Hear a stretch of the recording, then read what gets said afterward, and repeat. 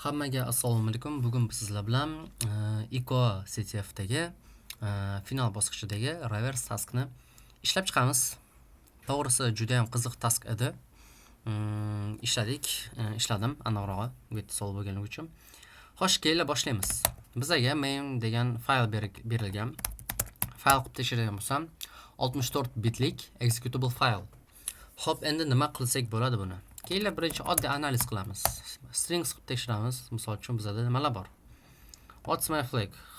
No, correct, try again. Demak, flag so'raydi. Flag kiritishni correct deb chiqaradi va incorrect deb, agar xato bo'lsa incorrect, to'g'ri bo'lsa correct.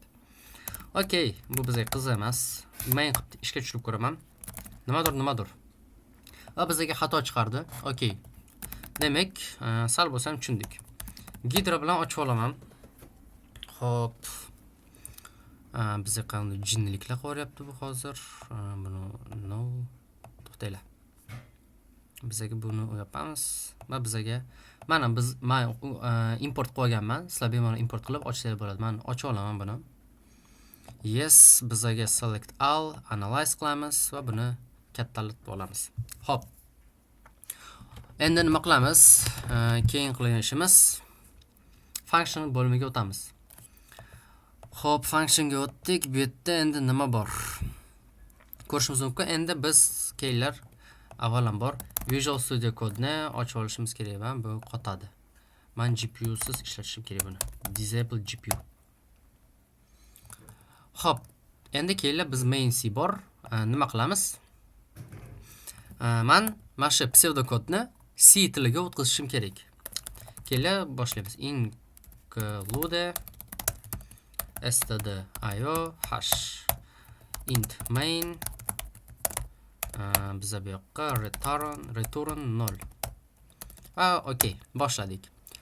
Bizga eng asosiy kerak bo'lgan joy bizga printf bor. Printfni chiqaramiz. Demak, bu yerda printf bizga musor joylar kerak emas, ba'zi bir fgets, ya'ni user input olinyapti. Demak, bizga user inputni qo'yamiz. Local 78 o'rniga endi user input biz odam tili tushunadigan qilib yozib chiqishimiz kerak bo'ladi. Bu tursin bunday. Biz bu yoqqa char yozamiz user input kiritish uchun. Demak, bu primerni 100 byte ajratamiz. Ya'ni bu primerni hozir keyinchalik sizlar bilan qanchalik bo'lishini ko'rib chiqamiz. Taxminan 100 byte ajratsak yetadi. Okay, keyingi narsa bizada hokazo bizada mana bu narsa, mana shu joy. Demak, bu bizga qandaydir functionga berib olyapti, bizga user kiritgan inputni. Mana buni. Demak, biz hozirgi holatda functionga yozmaymiz, umuman bizga kerak emas. To'g'ridan-to'g'ri davom etamiz. Ya'ni bu yerda biz analiz qilishimiz kerak bo'lgan joy deyarli yo'q, unchalik qiziq emas. User input hammasi mana shu functionga ketyapti. Demak, mana shuni olib analiz qilamiz. Endi bu yerda sal qiziqarliroq ma'lumotlar bor. Keyinlar donor ko'rib chiqamiz. Bizni e'tiborimiz tortadigan narsa birinchisi bu sround. Ya'ni ko'rishingiz mumkin, ichida seed qiymati bor. Mana shuni olaman, bizga bu kerak bo'ladi, yozib olamiz.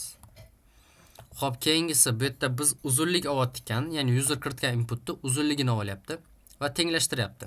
Kelib biz ham tenglashtiramiz. Bizga bu holatda shu holat bo'lyapti.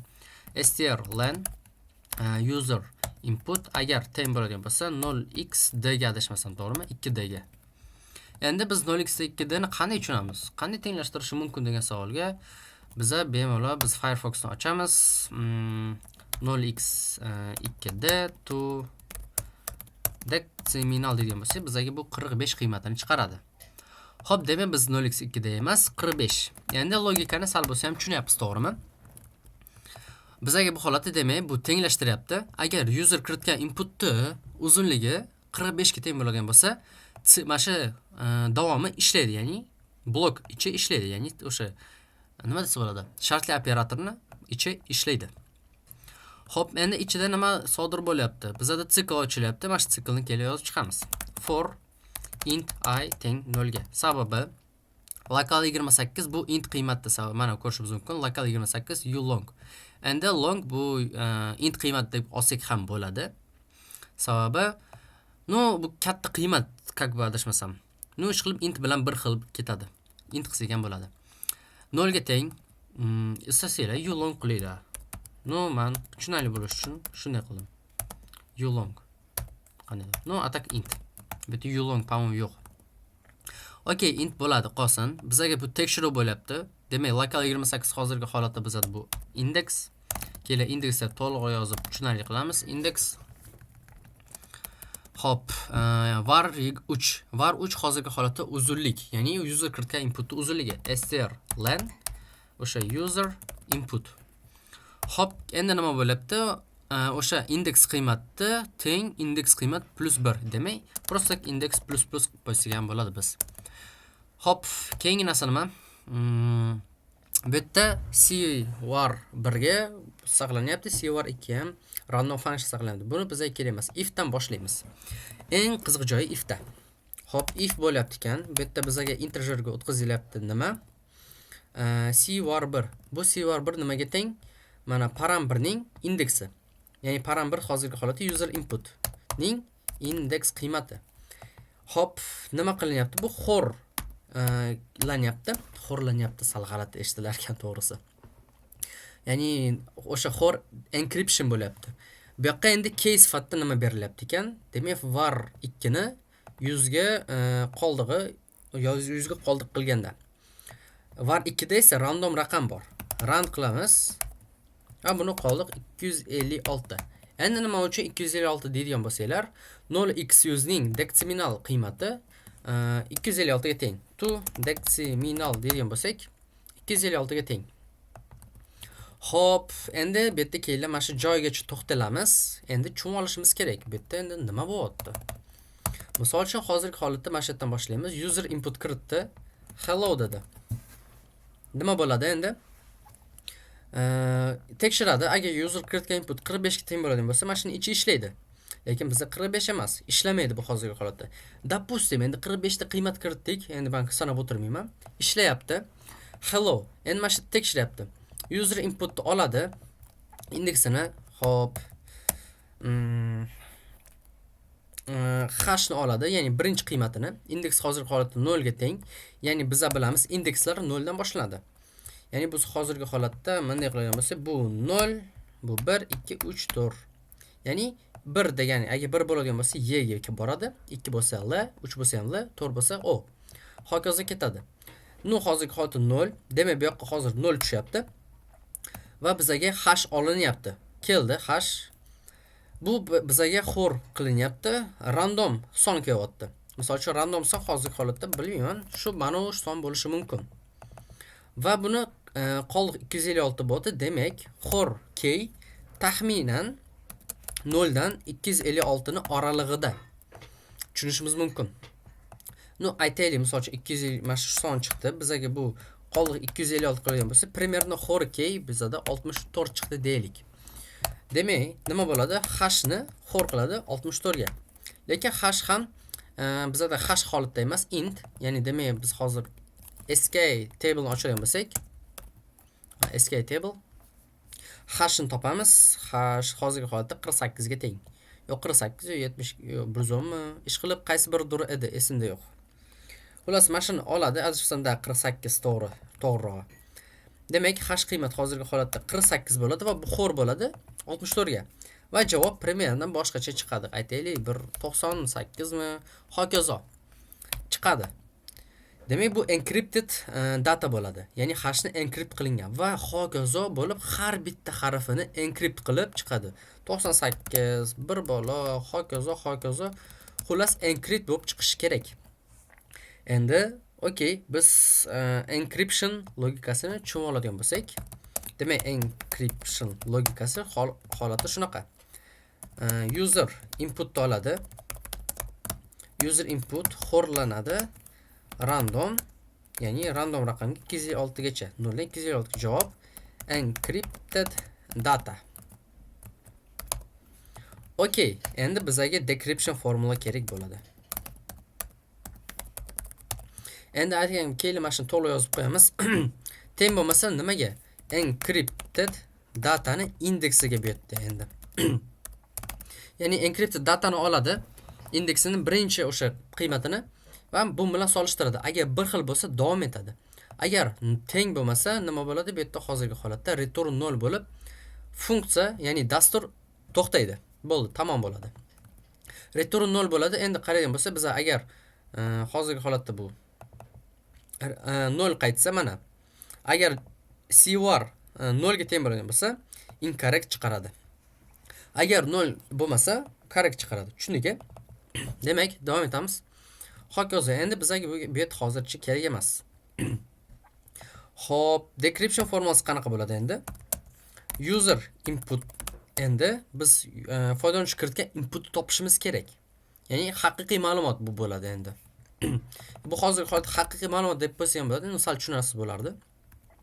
Endi bu yoqqa user input teng bo'ladi. Endi random number olamiz. 256, ya'ni mana shu oralig'ida key bor, qandaydir key bor. Xor qilinganda encrypted dataga nima bo'ladi? Bu o'sha haqiqiy javobi chiqib keladi. Ya'ni bu uchun keyni topishimiz kerak. Endi savol tug'iladi, keyni qanday topsak bo'ladi? Encrypted datani hozir topamiz. U gidraning ichida bor. Endi shu joyga ahamiyat bergan bo'lsak, bizda srand funksioni ishlatilgan. Bu seed qiymati nima qiladi? Har safar random function ishlatilganda bir xil pattern, ya'ni pattern deyman, uzr, sequence chiqarib beriladi. Ya'ni misol uchun nima deymiz? Aytaylik, random raqam mashi bo'ldi. Va men boshqa dasturda xuddi shu seedni ishlatiladigan bo'lsam, har bir iteratsiyada birinchi shuni chiqaradi, keyin misol uchun boshqa shunga o'xshash ish qilib bir xilda chiqaraveradi. Agar men mana shuni o'zgartiradigan bo'lsam, umuman boshqa bir raqamni chiqarib beradi va keylar buzilishi mumkin. Va aynan biz Solver scriptga aynan mana shu narsani ishlatishimiz kerak bo'ladi. Xo'p, endi kelinglar, decryption formulasini tushundik. Endi encrypted datani olamiz. Xo'p, biz encrypted data hozirgi holatda dat001 oldiga boradigan bo'lsak va bizga mana encrypted data hozirgi holatda shu. Olamiz, copy qildik. Va biz ham misol uchun text qilib yozib olamiz. Yo'q. Mana. Endi bizga qaysi biri data degan bo'lsak, mana A8, 71, 59, 3 hammasini yozib olishimiz kerak. Men buni donalab yozib o'tirmayman, tayyor yozib olganman. Mana bizga tayyor bor. Prosta boshiga hammasini 0x qilib qo'yib ketishinglar kerak bo'ladi. Okay, kelinglar. Biz Solver scriptni yozishni boshlaymiz. Biz bu holatda bu yoqqa buni qo'yamiz va bu yoqqa main scene ochamiz. Ya'ni formulani ko'rishimiz uchun. Bizga bu uchun qaranglar. Nima kerak bo'ladi? Hop, encrypted data bor. Bizda xo'sh for cycle ochishimiz kerak. Encrypt, bu yoqqa misol uchun encrypted data. Encrypted datani polni iteratsiya qilishimiz kerak. Iteratsiya qilamiz. Hop, keyingi narsa nima? Biz kelib print qilib chiqara olamiz birinchi. Encrypted datani xor qilamiz. Ya'ni endi bizga nima kerak? Ya'ni encrypted data mashini xor qilishimiz kerak random keyga. Endi random keyni qanday topamiz? Bu uchun bizga seed ishlatishimiz kerak. Seed ishlatish uchun srand kerak. Endi bizga bitta narsa bor. Pythonda biz C kodini ishlatishimiz mumkin. Qanday desanglar, bu uchun bizga from C typesdan import qilishimiz kerak. CDLL librariesini. Hop, nima qilamiz? Biz hozirgi holatda libsni olamiz. Va bu teng CDLL libs so 6. Da libc ekan. Endi biz bu libcni 6 ni qayerdan oldik desanglar, bizda bu yerda hozirgi holatda bor. Endi kelinglar, biz buni olmaymiz. Chunki sizlarga ham topishinglar kerak bo'ladi. Nima qilaman? Men find qilaman. Menda adashmasam Linux tizimlarida o'zi avtomatik keladi. User lib dash name libs so 6 bo'lish kerak. Katta ehtimol bilan 2 to'xtanglar. Null. Va ko'rishimiz mumkin bizda bor va bizga mashinasi kerak. Va biz joylab olishimiz mumkin istasak. Endi bu CDL nima qiladi? C dasturlash tiliga asosiy librarylarni import qilib beradi. Biz nima qilishimiz mumkin? Endi biz libs nuqta srand bilan ishlatishimiz mumkin. Va biz mana shu seedni olamiz, qo'ydik. Endi biz nima qilamiz? Bu yoqqa libs rand funksionni olamiz. Aynan shu funksionni olib Prosta buni qoldig'ini 256 qilamiz. Adashmasam shuni o'zi yetadi. I prosta Python 3 decrypt py degan bo'lsa va ahamiyat bersa bizga hexda ma'lumotlar chiqib keldi. Hex deyman, uzr, deksiminalda ma'lumotlar chiqib keldi. Okey, endi biz nima qilamiz? Prosta buni olamiz. Agar Cyberchefga o'xshasa, o'xshadi, bo'lmasam Pythonda bitta dona narsa qo'shib o'zgartirib olsak bo'ladi. Xo'p, men Cyberchefda foydalanaman.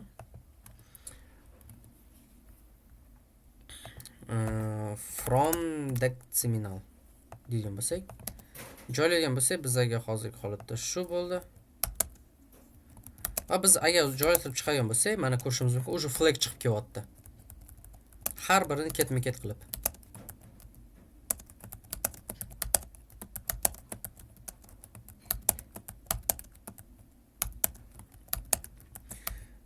Xo'p, bu juda ham uzoq bo'ladi hali.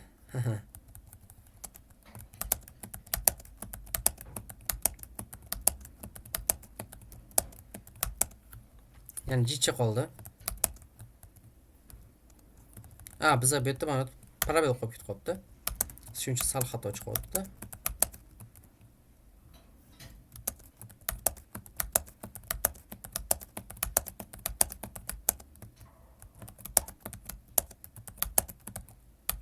Va ko'rishimiz mumkin, bizga flag chiqib keldi. Ajoyib. Menimcha tushunarli bo'ldi. Endi keyinlar biz Pythonda shunday to'g'rilab olamiz. Char qilaman. Charni ichiga charakterni ichiga olamiz, ya'ni bu deksiminaldan charakterga, ya'ni essayga o'tkazib beradi.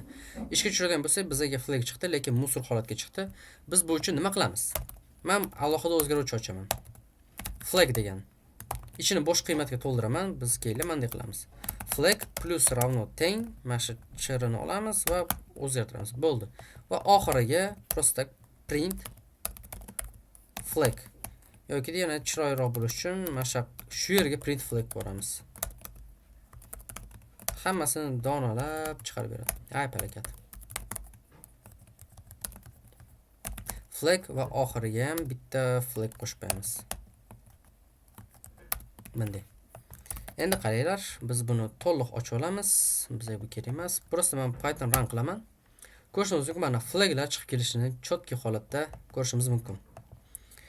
Va oxirgi flag demak, Aiko just a little warm up to fresh the mind edi. Menimcha tushuntirdim degan umiddaman. Barchalarga rahmat. Fayllarni Telegram kanalimda olsanglar bo'ladi. O'zingizlar ishlab ko'rmoqchi bo'lsanglar. Barchaga rahmat. Assalomu alaykum.